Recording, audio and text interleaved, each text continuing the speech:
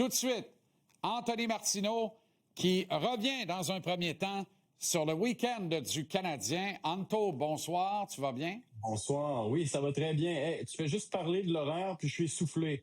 Aucun sens, cet horaire-là. J'imagine pas les athlètes qui enfilent les matchs comme ça. C'est effrayant.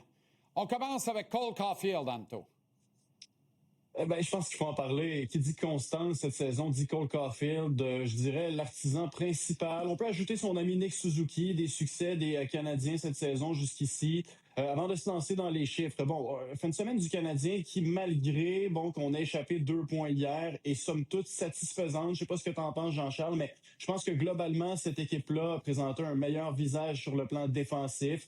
Mis à part quelques écarts individuels qui ont duré peut-être le 1/10 du week-end, cette équipe-là a vraiment démontré une solidité qu'on n'avait pas vue depuis plusieurs semaines dans son territoire. Malheureusement, c'est des erreurs isolées. J'ai envie de dire 39 secondes en début de deuxième et une troisième période un peu boboche, majoritairement, qui auront coulé le club hier contre les Blues.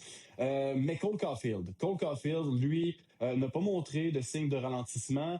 Et tout ça m'a donné envie de discuter de sa potentielle place ou non, ça dépend à qui on parle, de Cole Caulfield sur l'équipe américaine. J'ai eu envie ce matin d'aller voir où il se situait, le bon Cole, parmi les autres attaquants des États-Unis.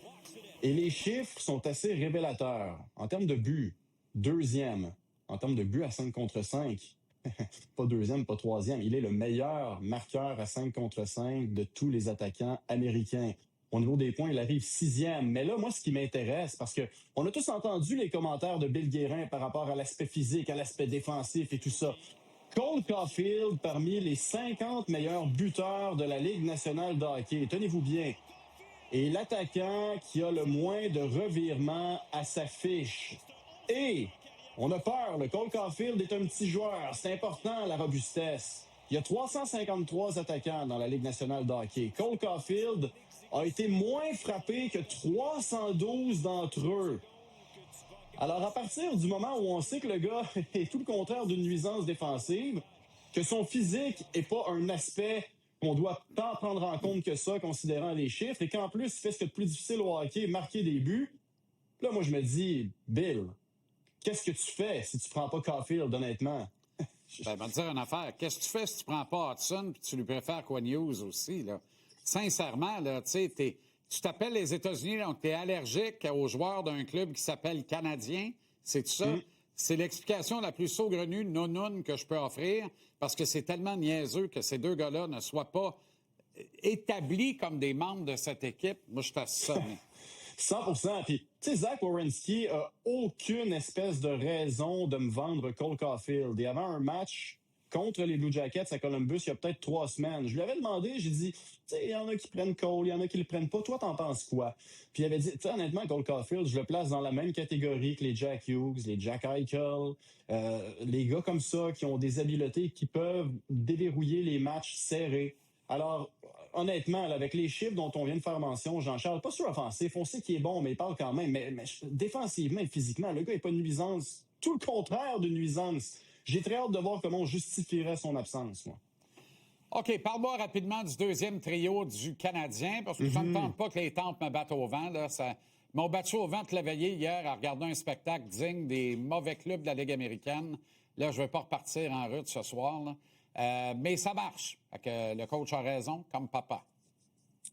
Mais pour l'instant, ça fonctionne. Et il y a quelque chose qui est intéressant. Le taux de possession de rondelles en zone offensive de Demidov et Kapanen sans Texier versus avec lui. Et on se rend compte que le bon Alexandre Texier a un impact très positif sur les deux genoux. On regarde quand même, en termes de possession, là, il y a un écart significatif. Là, 55% du temps en zone offensive avec le Français et seulement 41% du temps sans lui en zone offensive. On se rend compte que le trio... Est-ce que la stat tient compte de tous les autres qui ont joué avec ces deux gars-là? C'est-à-dire prioritairement Newhook, mais ensuite Slavkovski, légèrement Bolduc. Est-ce que tous les autres sont impliqués là-dedans? Oui, on parle de Kapanen et Demidov sans Texier versus avec lui. Le calcul a été fait par nos amis de chez Natural Stat Trick qui sont très rigoureux. Tu sais, hier, on regarde la deuxième période notamment. Là, je veux dire, si le trio n'a pas eu 5 ou 6 chances de marquer de qualité, ils n'en ont pas eu une. Là. Est-ce que ça va durer? Ça, c'est la question. Mais pour l'instant, force est d'admettre qu'il y a une stabilité qui est peut-être supérieure à celle qu'on a vue. Peut-être pas avec Newhook, mais on a essayé plusieurs gars avec eux ensuite. Alors, Alexandre Texier, ce gars-là est très sage dans sa façon de parler. On va aller écouter ce qu'il en pense. Et Martin Saint-Louis aussi sur les raisons derrière le succès des trois gars ensemble. OK.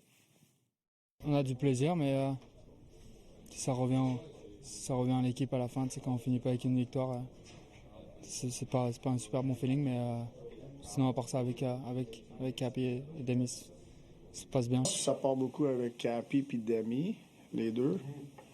Puis là, tu amènes un joueur qui est quand même... il a un bagage... il a un bon bagage d'outils, là, de skill. Puis il a quand même un assez bon ordinateur, un bon pace. Fait que je te dirais qu'il est capable de les complémenter. OK, maintenant, au bilan, là, on constate que des joueurs n'en donnent pas à hauteur de ce à quoi on est en droit de nous attendre, Anto. Si on parle de production secondaire, et les bonnes équipes, Jean-Charles, ont ça. Production secondaire voulant dire, Cole Caulfield et Nick Suzuki, on s'attend d'eux qui vont inscrire des points. Et ils le font. Par contre, derrière eux, il y a des gars qui doivent en faire plus offensivement. Regardez ça, Brendan Gallagher, Josh Anderson, Joe Veleno, Jake Evans ne produisent tout simplement pas. Est-ce que c'est leur mandat premier? Non, mais ils doivent apporter quelque chose. Gallagher a l'air essoufflé après 20 secondes sur la patinoire. Josh Anderson, s'il produit pas, frappe au moins, provoque quelque chose, le fait pas. Et défensivement, il y a trois gars qui pourraient en faire plus, selon moi aussi, chez les arrières. Là. Alexandre Carrier et Arbor Xhekaj, depuis le début de la saison, je suis obligé de te dire que c'est tout le contraire de facile. Et Noah Dobson, je sais qu'il produit, mais il y a des séquences dans son territoire, Jean-Charles, où c'est compliqué, mon ami. Alors, si ces gars-là peuvent élever leur jeu juste un petit peu, je pense que tout le club va en sortir gagnant. OK, Anto, merci infiniment. Bonne soirée. On se reparle demain en avant-match Canadien Lightning. Oh que oui. À demain.